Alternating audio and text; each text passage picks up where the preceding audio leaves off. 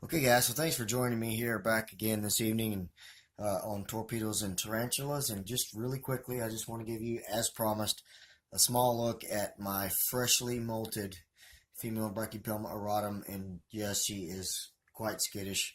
Um, I caused her enough stress just moving her enclosure in here and getting it set up to get a look at her. But you guys had been anticipating a look at her all day as well as I had. But there she is, freshly molted. She was about 2.5 inches.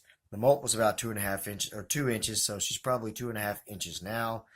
Um, I'll give you a look at her again in a few more days here. But before we end this video, I have another update and some sad news to go along with it. Alright guys, and so we are back. This is the second part of this video. This is a pre-molt update video on one of my most beautiful tarantulas, but also there's a sad twist to it. Before we get to that though, I just wanted to point out here my female H. pulchripes, suspect female H. pulchripes. This molt will tell us that is obviously in a heavy pre-molt. This is basically all she's been doing for days and days now. She's rejected food probably 4 times. I'm more persistent with certain tarantulas. When they reject food, I will try again and try again. Some people, try once or twice and they say, oh, they're in a pre-molt. So, but I offered her food 4 times. She rejected it, and she's been basically this way for a while. But you may notice a slight change to her enclosure, which brings me to the second and sad part of this story. A few days ago, I got up and was looking in on all my inverts, and I looked in on my brand new, rare, and expensive sling, my Brachypelma moriae, and I could not see it in the substrate anywhere. I've had this problem before because this sling is so small, but I normally found it within a few minutes and averted a heart attack.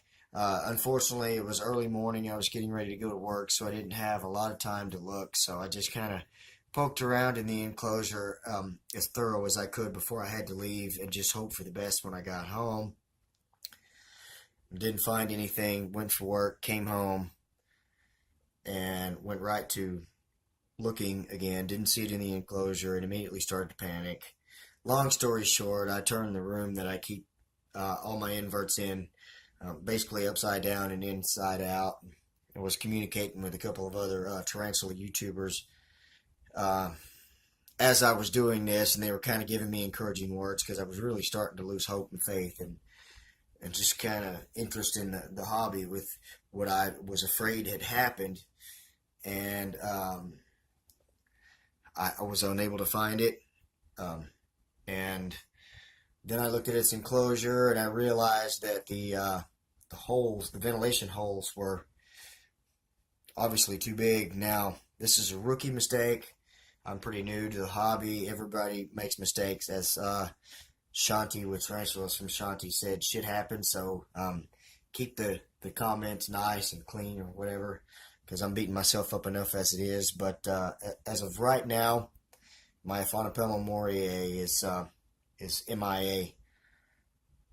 So I don't know where it's at. Now, my biggest fear was that it got eaten by this girl right here, because the way I have all of my inverts stacked on the shelves in my bathroom, my Brachypelma moriae's enclosure was sitting on top of her enclosure, and the holes in the lid of this are big enough for it to have gotten through.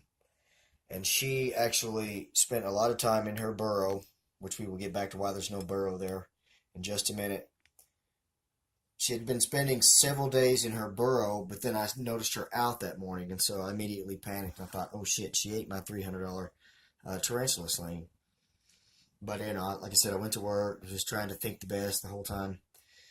I get home, and of course I couldn't find it anywhere around in the immediate area of where it was. And again, I started thinking more and more that this girl right here ate it. And then I realized, wait a minute, she's rejected food 4 times.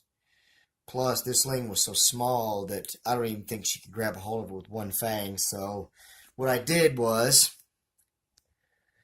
got her out and then I went through her entire enclosure. I hated to do it, guys, but with a mistake like that, the money I paid for that little sling, I mean, I had to go down every avenue. And in fact, I didn't think about that. The idea came from Tennessee Tarantulas, who I communicate with quite a bit, sharing tips and things like that. He's a good buddy of mine. If you're not subscribed to his channel, you don't watch his videos, please go do.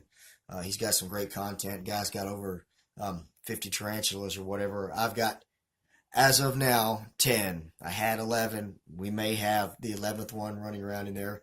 I've got the bottom of the bathroom door sealed off. The floor and the shelves where everything was at cleared off, so I will notice anything, you know. So I look every time before I go in there, and I haven't seen it yet. So we're hoping for the best. But while we're hoping for the best on that, again, as I mentioned, my female H. pulchripes is in a heavy pre-molt, suspect female H. pulchripes.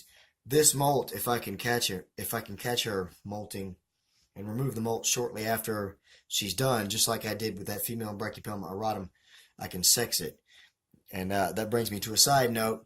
My Brachypelma auratum female, was sold to me as a female, as you all know if you saw my video when I got her from Jamie's. But just to be sure, of course, I checked out the molt this morning, and sure enough, it is a female. So, as far as I know, if you guys aren't following Norvis Eight-Legged Critters, please do, because he does live streams on Thursdays, and it's great shit. They're good people, but I believe they're going to narrow down or pick a name for this freshly molted female Brachypelma auratum of mine. So what do you think, guys? I think at this point we might need to get some recommendations for a name for her. That's why I don't name them until I know the gender, and I'm pretty sure this is a female. And if I sex this molt and it is a female, I'd like to ask for some name ideas, because I'm terrible with naming things. So that's pretty much all I have. Sorry if I talked your ear off and bored you to death, but at least you got to take a long, close look at such a beautiful tarantula, right? Instead of my face. Hey guys, that's all I've got. Thank you so much for watching this video. I hope you enjoyed it. Thank you to all my subscribers out there, all the viewers out there, and to all of y'all. I hope you all have a great night. Take care. God bless. Like, comment, share, subscribe. Peace.